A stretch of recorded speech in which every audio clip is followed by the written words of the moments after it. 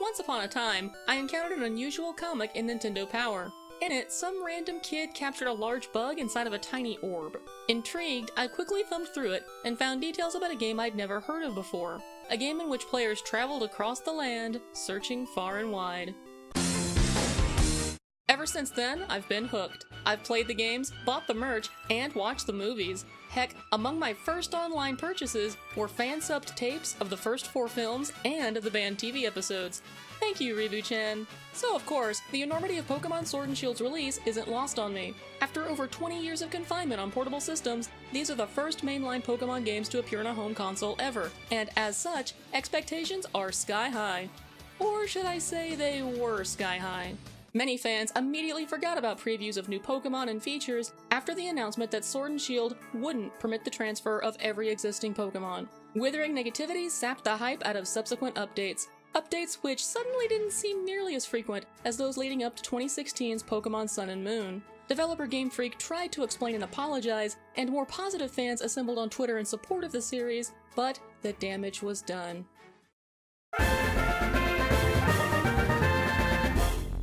Hey! I thought these were supposed to be the worst thing since Karate Champ on NES.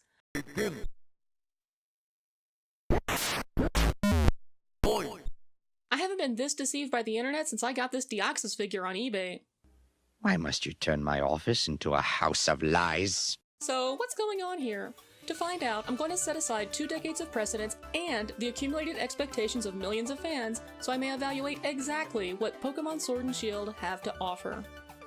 Now, normally this is the part of my reviews where I acknowledge that not everybody may be familiar with the game or the franchise, and I quickly bring folks up to speed, but come on, this is Pokémon. #1 grossing media franchise Pokémon. 2-time cultural phenom Pokémon. If you lined up these 3 characters in front of random people, only one of them would be recognizable by a majority. I'll skip ahead then and say that Sword and Shield do what mainline Pokémon games have done since the beginning. They provide a charming world full of fantastical creatures to discover, collect, and train for the purposes of personal achievement and friendly competition. In this installment, the world is based upon the United Kingdom. Much of its topography and many of its cities are beautifully represented throughout the Galar region.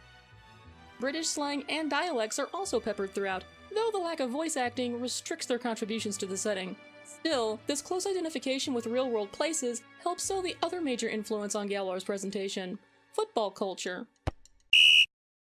Many stadiums exist throughout the region, serving as both players' primary objectives and a reminder of how important Pokémon battles are to Galarian residents. Trainers looking to enter the Galar League's Gym Challenge might only do so with the endorsement of another prominent trainer. The challenge itself has trainers make laps around 2 portions of Galar, with fans cheering them along the way. Your character will even slowly develop renown as stadium attendees take notice of your progression. Gym Challenge completion grants trainers entry into the Champion Cup, a tournament which eventually places a single challenger in a bracket with the gym leaders to earn the right to face the champion. I love how structured this all is. It goes a long way towards making Pokémon battling feel like an actual sport.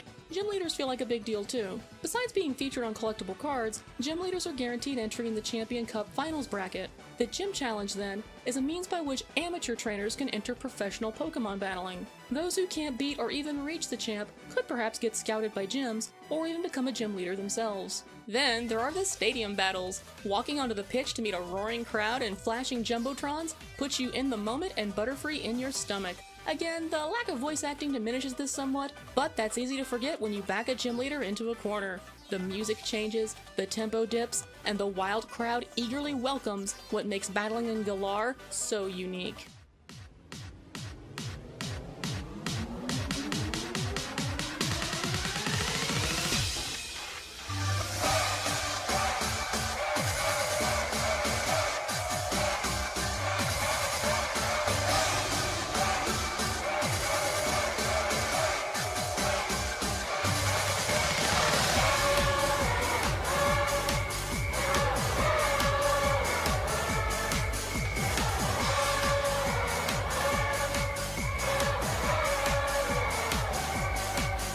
I never grew tired of the spectacle of these moments. They worked on me every single time. The soundtrack is a big part of it. At their worst, Sword and Shield's tunes are merely synthy but energetic. At their best, however, they manage to perfectly prime players on how to feel about characters and situations. Have a listen.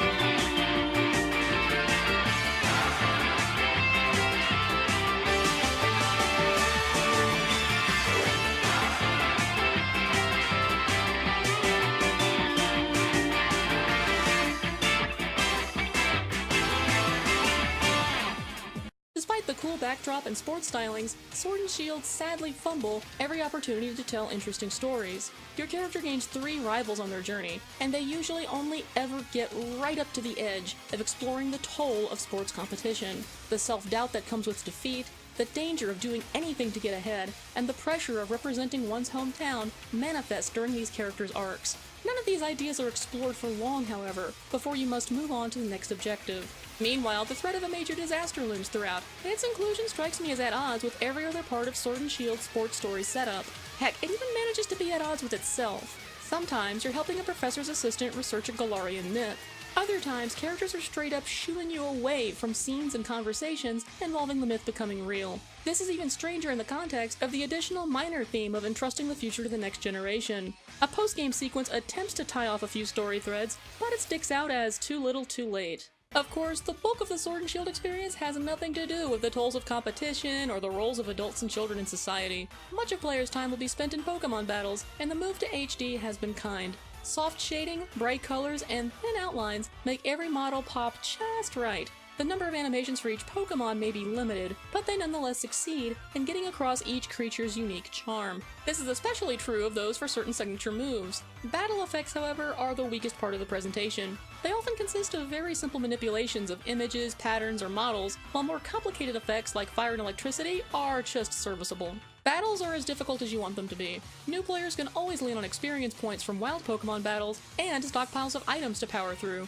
Additionally, the camping feature offers boons via cooking curry and playing with Pokémon. Experienced players can regularly switch up their Pokémon or avoid battles to keep their team's levels from growing too fast. I must note that during my playthrough, I found myself regularly outleveling my opponent's Pokémon after about the halfway point. I avoided heavy grinding, but I did battle every trainer I found. I also made a few early visits to the wild area. This is easily the most ambitious feature Sword and Shield offer, and it's unfortunately the most uneven. Filled with assorted habitats and landmarks, the sprawling wild area stretches across a chunk of Galar. Players can freely roam the countryside to find tons of new Pokémon, items, and a special currency which allows the purchase of rarer items. The Pokémon appearing in the wild area vary by both zone and weather, and they can even include specially evolved Pokémon. The wild area also contains Pokémon dens, which house raid-style battles against giant Pokémon. You and 3 other trainers must team up to bring them down. This can get tough because these Pokémon can do all sorts of things that regular Pokémon can't, such as launch multiple attacks in a single turn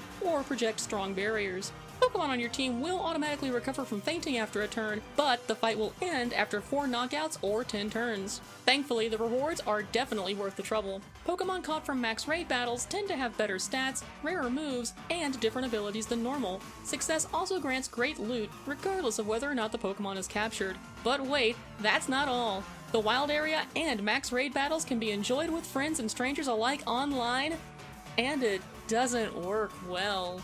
Game performance in the wild area takes a massive hit when connected to the internet. Players jitter about, and item pickups take extra time to register. Worst of all, actually getting into a max raid battle with other players online is difficult. The notification system which tracks player activity is a big part of the issue. It's the only way to seek and join other players' raids online, but it often lags or refuses to update. See here, this trainer is supposedly seeking teammates for a max raid. I open up the menu, and nothing.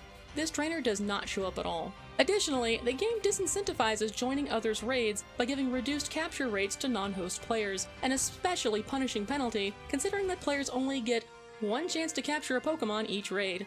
Come back here! I'm not finished with you!